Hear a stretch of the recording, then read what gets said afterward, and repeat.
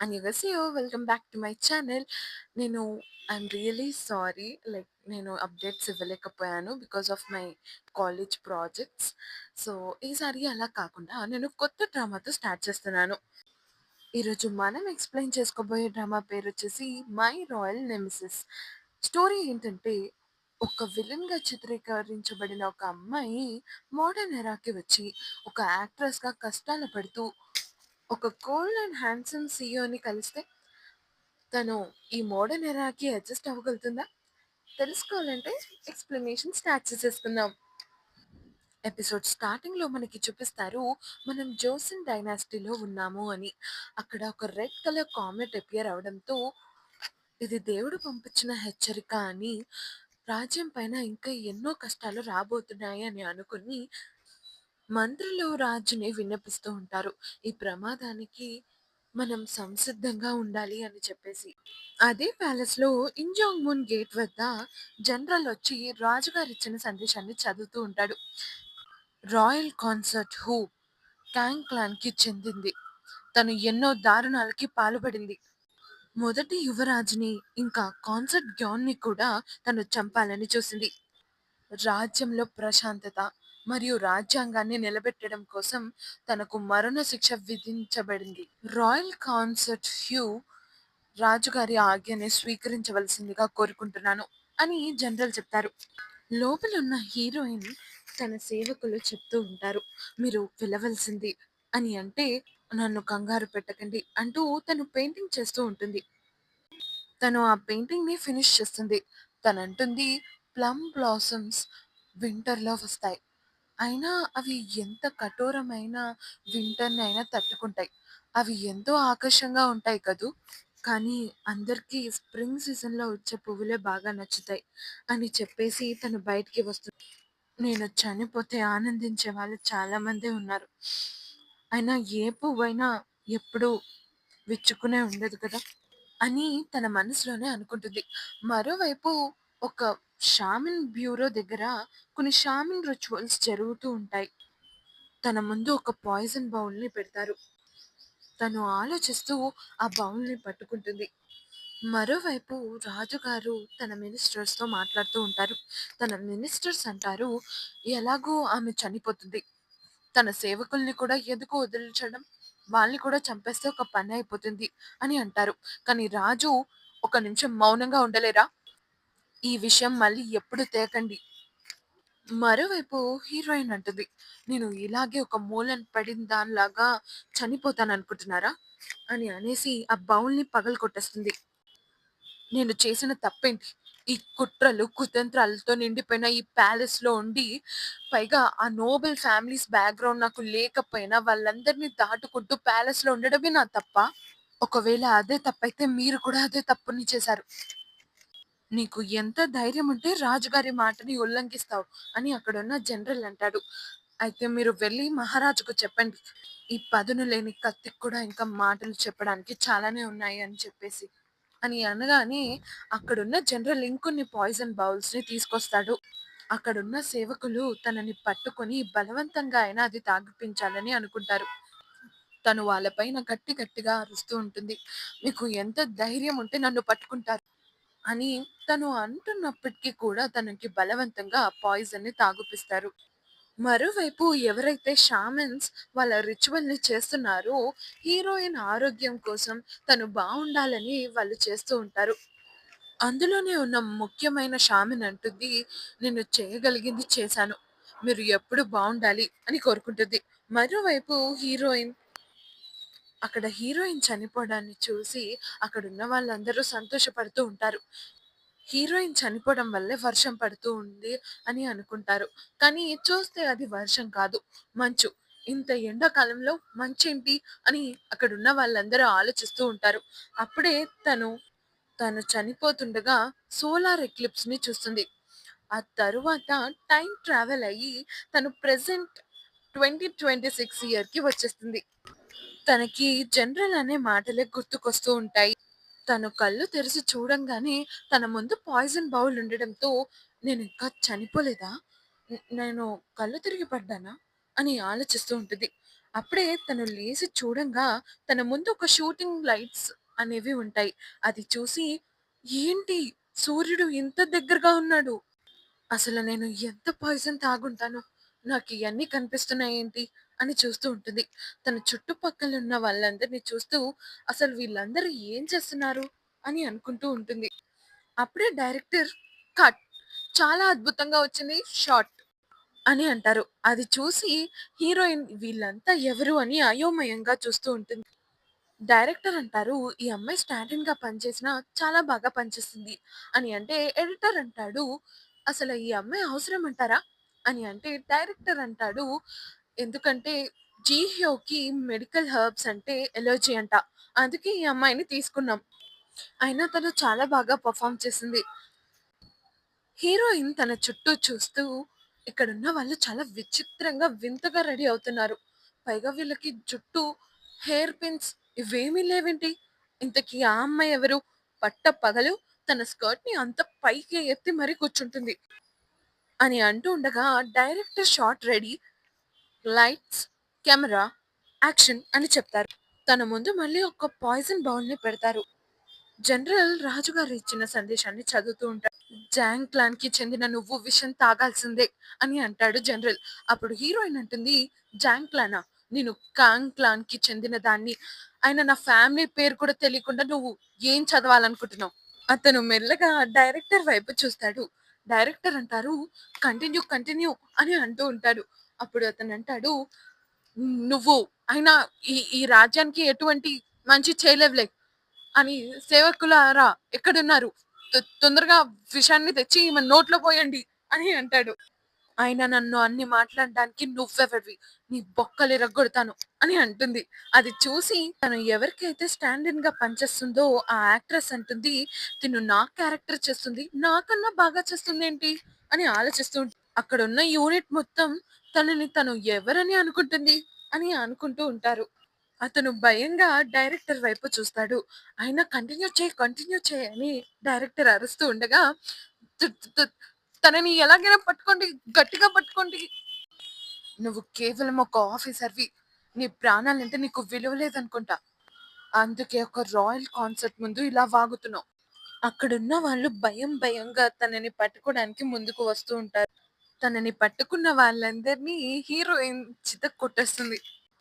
అది చూసిన జనరల్ మనసులోనే ఒక్కొక్కరుగా ఎళ్తే చచ్చిపోతామేమో అని అనుకుంటూనే, "అందరూ ఒకేసారి తనని పట్టుకోండి" అని డైలాగ్ చెప్తాడు. పట్టుకున్న వాళ్ళందరూ తిను ఇంత స్ట్రాంగ్ ఉందేంటి అని ఆలోచిస్తూ ఉంటారు. నెక్స్ట్ సీన్‌లో మనకు చూపిస్తారు. రిపోర్టర్ మాట్లాడుతూ ఉంటుంది. సీఈఓ అయిన చాసీకి వీడియో ఈ మార్నింగ్ బయటకి వచ్చింది. అతను తన ఉన్న పవర్‌ని అబ్యూజ్ చేస్తున్నాడు. అతను వర్స్ థర్డ్ జనరేషన్ చేబుల్ వారసుడు అని జనాలు ముద్ర వేస్తున్నారు. హీరో రన్ చేసే కంపెనీ బయట రిపోర్టర్స్ వచ్చి ఉంటారు. ఇంకా కొంతమంది జనాలు కూడా ధర్నా చేస్తూ ఉంటారు. రిపోర్టర్ అంటారు, చా సేగి చా దుల్సు వాళ్ళ మనవడు ఎవరైతే ఎవరైతే తన గ్రూప్ నుంచి రిజైన్ చేసేసి తన సొంత స్టార్టప్ కంపెనీ బ్యోచేని పెట్టుకున్నాడో తను మళ్ళీ అతని పవర్‌ని దుర్వినియోగం చేస్తున్నట్టుగా తెలుస్తుంది. అప్పుడే హీరో కంపెనీ నుంచి బయటికి వస్తాడు. అతని గురించి మనకి చెప్తూ ఉంటారు. అతను ఒక ఎమ్&ఏ బూచర్ అని. దాని అర్థం ఏంటంటే అతను కంపెనీని కొని అందులో ఉన్న ఉద్యోగుల్ని తీసేసి ఆ కంపెనీ అసెట్స్‌ని అమ్మేస్తూ ఉంటాడు అని. అతన్ని బిజినెస్ వరల్డ్‌లో చాలా పేర్లతో సంబోధిస్తారు. ఇంతలో హీరో ఒక రెస్టారెంట్‌కి వెళ్తారు. అక్కడ క్లయింట్‌తో మాట్లాడుతూ ఉంటాడు. మీరు మీ కంపెనీలో ఉద్యోగుల్ని తీసేయాలని అనుకోరు. నేనెందుకు ఆ ట్రెడిషన్‌ని పాటించాలి? నాకేం అవసరం? నేను ఆ కంపెనీని అమ్మేస్తే నాకు కదా డబ్బులొస్తాయి. అప్పుడు క్లయింట్ అంటాడు, "ఒకవేళ మీరు ఇదే చేయాలనుకుంటే నేను మీకు కంపెనీ అమ్మలేను. సారీ నేను సైన్ చేయలేను. చూసుకోండి మరి. ఇదే నేను చివరిసారిగా జాలి పడుతున్నాను. మీ కంపెనీకి ఎఫ్‌డీఏ అప్రూవల్ కావాలి అని అనుకుంటే" అంటే అదే ఒక కాస్మెటిక్ ఇంగ్రీడియెంట్ మీరు చేస్తున్నారు చూడండి దానికి. అయితే మీరు దాని గురించి మర్చిపోండి అని అంటే ఆ క్లయింట్ అంటాడు, మీకన్నీ ఎలా తెలుస్తున్నాయి? నా మనుషులు ప్రతి చోట ఉన్నారు. సేఫ్టీ కన్సర్న్స్ వల్ల మీ ప్రోడక్ట్ అమ్మకపోవచ్చు. మీరే నిర్ణయం తీసుకోండి. ఒకటి నా చేతిలో కంపెనీని పెట్టేయండి. 2 మీరు బ్యాంక్రప్ట్ అయిపోండి. మీ కంపెనీ కాస్మెటిక్ ప్రొడక్ట్ సరిగ్గా అమ్మట్లేదు అని చెప్పేసి. ఏ నిర్ణయం తీసుకుంటారో అది మీ చేతుల్లో ఉంది.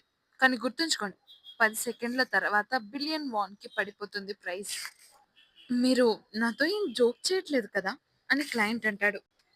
ప్రైస్ పడిపోతూ ఉంటుంది. అప్పుడు ఇంకా నీకు ఆలోచించాల్సిన టైం కావాలంటావా? అని హీరో అంటాడు. లేదు నేను సైన్ పెడతాను అని క్లయింట్ చెప్తాడు. నెక్స్ట్ సీన్‌లో చూపిస్తారు హీరో బాడీగార్డ్ న్యూస్ వింటూ ఉంటాడు. 300 సంవత్సరాల తర్వాత వచ్చిన ఎక్లిప్స్ ఇది. ఇలాంటి ఎక్లిప్స్‌లొచ్చి నాకు హాలిడే దొరికినా బావుంటుంది అని అసిస్టెంట్ ఆలోచిస్తూ ఉంటాడు. అప్పుడే ఆ క్లయింట్ ఏడ్చుకుంటూ బయటికి వెళ్తాడు. అప్పుడు అసిస్టెంట్ హీరోతో అంటాడు. "మీరు మరీ హార్ష్‌గా ఉన్నట్టున్నారు. అతను ఏడ్చుకుంటూ బయటికి వెళ్ళాడు. అవన్నీ మొసలి కన్నీళ్ళే. అతను చేసిన దానికి ఎంతో మంది సబ్ కాంట్రాక్టర్స్ మోసపోయారో తెలుసా నీకు? ఇంకా నేను చేసిందైతే చిన్నదేలే. అయినా ప్రభుత్వం మిమ్మల్ని కూడా చెడ్డవాళ్ళ కిందనే చూస్తుంది కదా!" అని అంటే హీరో అంటాడు, "అంటే నేను ఎంత బాగా పనిచేస్తున్నాను చూడు. గవర్నమెంట్‌కి కూడా వణుకొస్తుంది" అని హీరో అంటాడు. నెక్స్ట్ సీన్‌లో మనకి చూపిస్తారు హీరోయిన్ అందరిని చితక్కొట్టేస్తుంది. ఆ తర్వాత డైరెక్టర్ కట్ అని చెప్తాడు. "నువ్వు బానే ఉన్నావా?" అని డైరెక్టర్ అడుగుతాడు. అప్పుడు హీరోయిన్ అంటది, "నేను బానే ఉన్నాను. ముందు ఇతన్ని కట్టి పడేయండి." ఎవరూ రాకపోవడంతో తను అటు ఇటు చూస్తుంది. అప్పుడే తన ఫ్రెండొచ్చి, "అసలు నువ్వసలు ఏం చేస్తున్నావు? ఇలాంటి ఎందుకు సీన్ ఎందుకు క్రియేట్ చేస్తున్నావు నువ్విక్కడ? నీలాంటి ఒక తుచ్చ సేవకురాలు నాకు ఆజ్ఞాపించడమా? కుదరనిది. నేను, నేను తుచ్చ సేవకురాలినా? అసలు నీ మతి గాని పోయిందా? నువ్వు టెన్షన్ పడుతున్నావని ఇందాకే చెప్పావు. నాకు తెలిసి నీకు జరమొచ్చుంటుంది. నేను ఇప్పుడే వస్తాను" అని చెప్పేసి వెళ్ళిపోతుంది. హీరోయిన్ తన చుట్టూ వింతగా చూస్తూ ఉంటుంది. అసలు నేను ఏ లోకానికి వచ్చేసానో చూస్తూ ఉంటే తనకి ఫారినర్స్ కూడా కనపడతారు. వాళ్ళని చూసి ఒక ఫారినర్ వాళ్ళ ప్యాలెస్‌లో ఏం చేస్తుందా అని చెప్పేసి ఆశ్చర్యంగా చూస్తూ ఉంటారు. అప్పుడే ఆ ఫారినర్స్ కూడా తన దగ్గరికి వచ్చి, "మీ పెర్ఫార్మన్స్ చాలా బావుంది. మీతో ఒక సెల్ఫీ తీసుకోవచ్చా?" అని అంటే వాళ్ళ ఫోను స్క్రీన్‌ని చూసి నేను, నేను అందులో ఏం చేస్తున్నాను? నువ్వు ఈ కొత్త కొత్త రకమైన అద్దంతో నన్ను కట్టిపడేయాలనుకుంటున్నావా? అని చెప్పేసి ఆ ఫోన్‌ని కింద పడేసి పరుగు పరుగున అక్కడి నుంచి వెళ్ళిపోతుంది.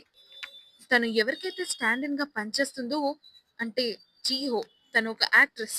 తను అక్కడే వేచి ఉంటుంది. అప్పుడే తన దగ్గరున్న అద్దాన్ని లాక్కుని తన మొహాన్ని చూసుకుంటూ ఉంటుంది హీరోయిన్.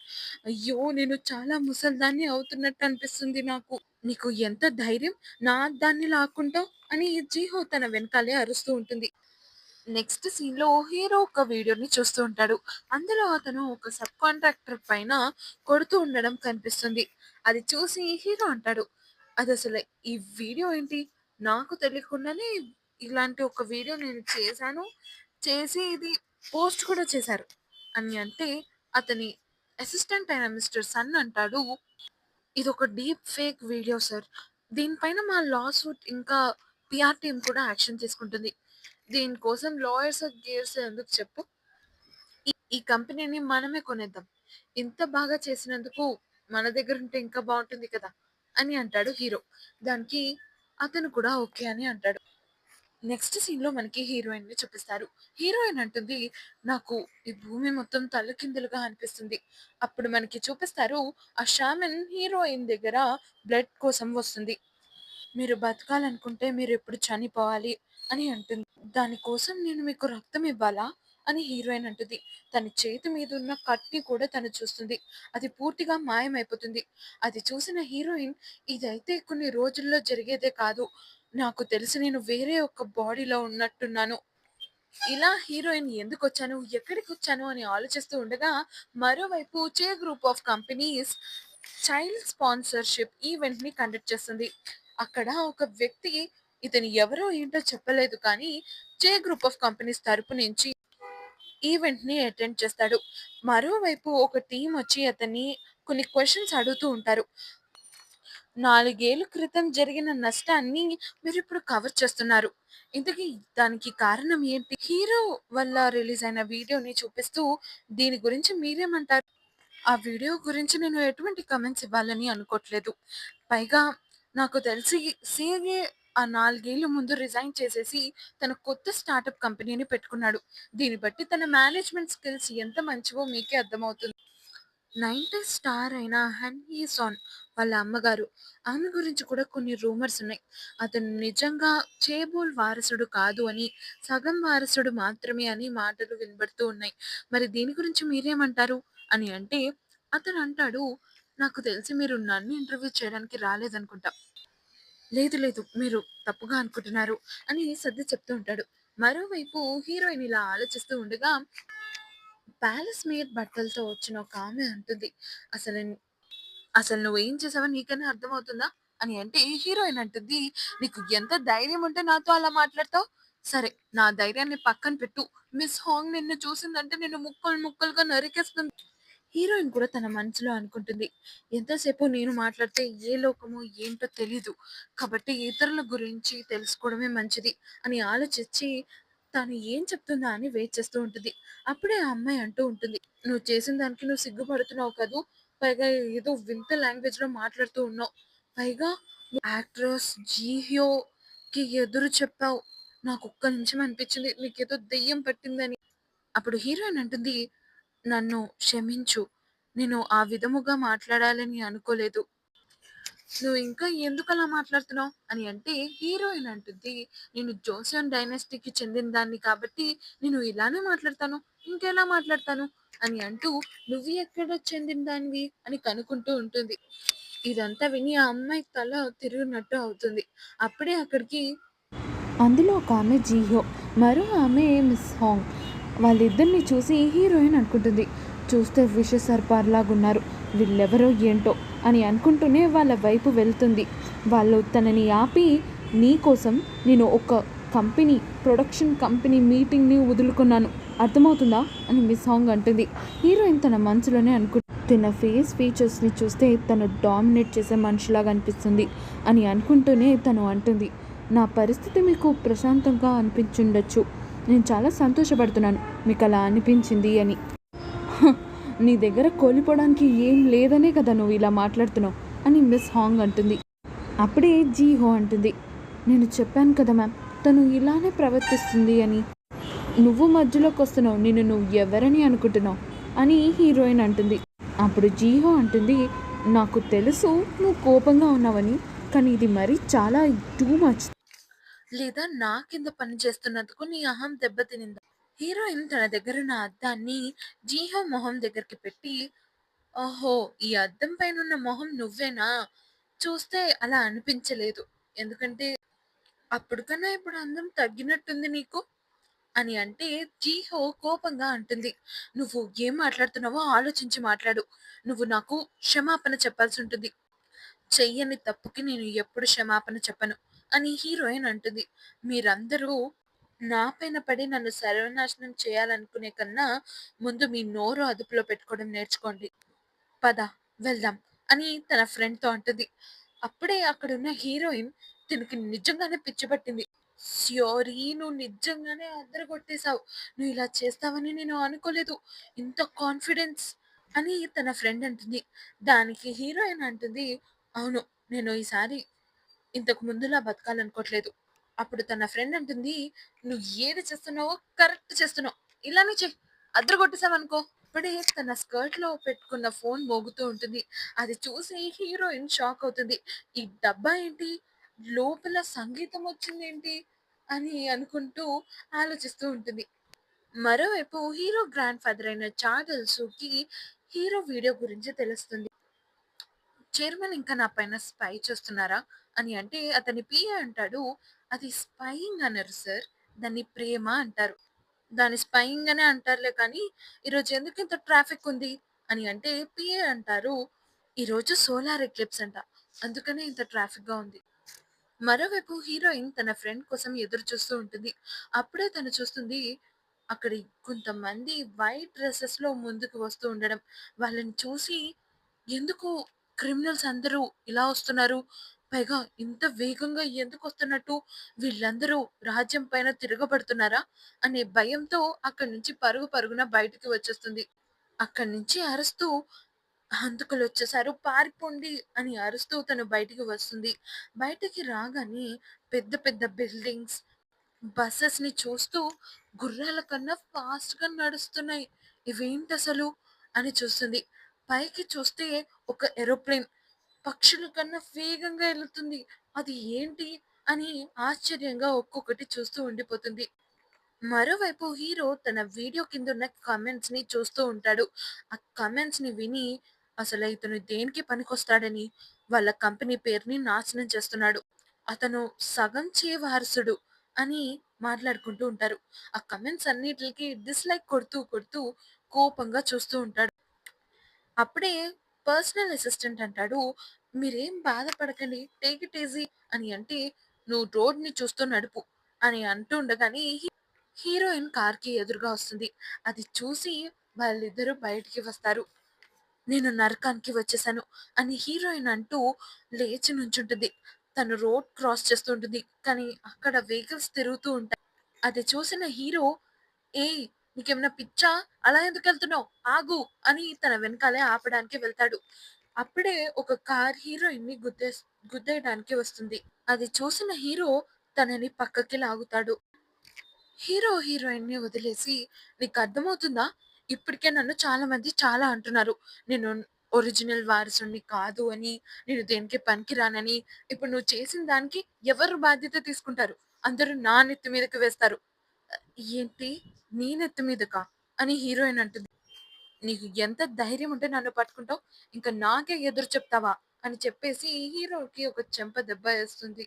హీరో ఒక్క నిమిషానికి ఏం జరిగిందా అని ఆశ్చర్యంగా అలానే నిలబడిపోతాడు.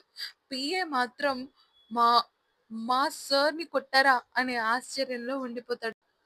"నువ్వు ఒక అమ్మాయిని ఎలా పట్టుకోగలుగుతావు? పైగా ఒక రాణిని. నీకు యమధర్మరాజు అంటే భయం లేదా?" అని గట్టిగా అరుస్తుంది.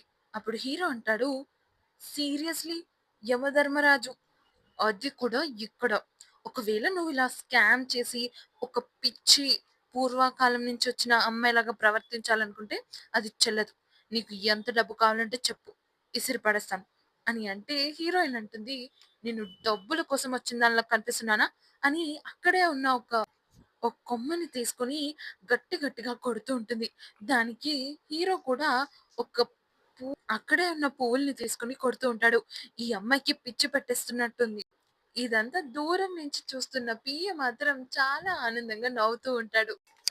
జరిగేదంతా చూసి చుట్టుపక్కలున్న వాళ్ళు కూడా రికార్డ్ చేయడం మొదలుపెడతారు. అప్పుడే హీరో ఆపి, "చూడు, అందరూ రికార్డ్ చేస్తున్నారు. కాబట్టి సైలెంట్‌గా ఎవరి దారిన వాళ్ళు వెళ్ళిపోదాం. నువ్వు డబ్బులిస్తే తీసుకోవు కాబట్టి ఇదిగో నా కార్డ్ తీసుకో. ఎంఆర్ఐయో, ఎక్స్‌రేనో ఏది చేయించాలనుకుంటే చేయించు. అర్థమవుతుందా? నాకు తెలిసి నీ వాలకం చూస్తుంటే నీకు ఇన్స్యూరెన్స్ కూడా ఉండుండదు. ఏమైనా సహాయం కావాలంటే చెప్పు. సరేనా? డీల్. అర్థమైందా? నీ దారి నీది. నా దారి నాది" అని చెప్పేసి వెళ్ళిపోతాడు. హీరోయిన్ ఆ కార్డ్‌ని చూసి అదొక ఐడెంటిటీ కార్డ్ అని తనకి అర్థమవుతుంది. హీరోయిన్ హీరోని కలుస్తుందంటారా? చైర్మన్ నెక్స్ట్ స్టెప్ ఏంటి? ఆ స్పాన్సర్‌షిప్ ఈవెంట్‌ని కండక్ట్ చేసింది ఎవరంటారు? తెలుసుకోవాలంటే నెక్స్ట్ పార్ట్ కోసం వెయిట్ చేయండి. Thanks for watching. Please like and subscribe to my channel.